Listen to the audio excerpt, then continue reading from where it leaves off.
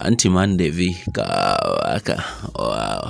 funa mukyeyiga ate sheyalinga obubaka buno tobukkiriza sigala ku ggwe weka. Lunaku lumu omukyala gwe bali bayita Kathy yali atudde wansi ng'ali mu kufuna kakaawa oba kacaayi. Wabula we yali atudde agenda okutunula mu ddirisa okutunula ebweru ewaali omusajja yali akuŋŋaanya ebinusu. Era omusajja ono yali atudde wansi ng'akuŋŋaanya ebinusu era omusajja ono yali masiikeene. Wabula oluvannyuma ennyo omusajja ono mu kumala okuŋŋaanya ebinusu bino yayingira mu kawoteeri Kathy we yali afuna ekyokunywa n'atandika okubala ebinusu mpola mpola ate asobola okufuna. Wabula Kathy yatunuulira omwami ono. Kathy mu kwekkaanya omwami ono yamutunuulira amazima amatuufu ng'akasente ke yali alina tekaali tekawera. Era kyamukwasa ennaku n'ayimuka n'ajja n'amuwa kakaawa n'amuweerako n'ebyokulya. Omwami ono ng'atudde amazima enjala yali emuluma. Wabula yatunuulira omuwala ono eyali yeewaddeyo okumuwa kikyokulya. Omuwala yamusaba n'amugamba oba tofuddeyo osobola okujja n'otuula n'ana. Era omusajja yatambula mpola n'asembera n'atuula wansi n'omukyalo ono. Omwami ono yatunula n'agamba mu butuufu kyanjawulo, oli muwala wa njawulo.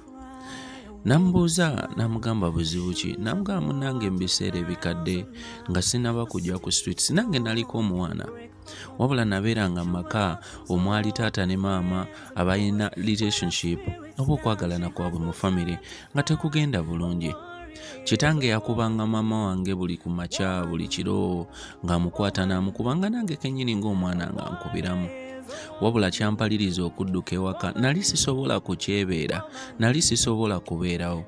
Ebyaddala saayina wakulaga okujjako okujja ku street okutandika obulamu.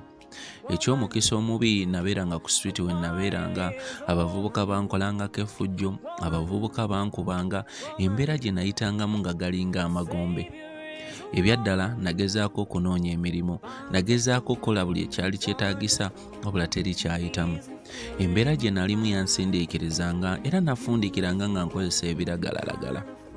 Nabeerangawo nga neegumya naye amazima matuufu gali nti nagezaako n'okusaba emirimu naye abantu bantyanga olw'endabika yange.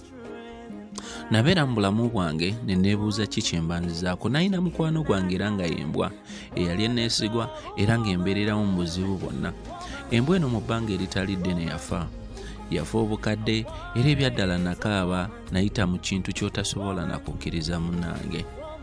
Ebyaddala bintu bingi ebintuuseeko mu bulamu bwange.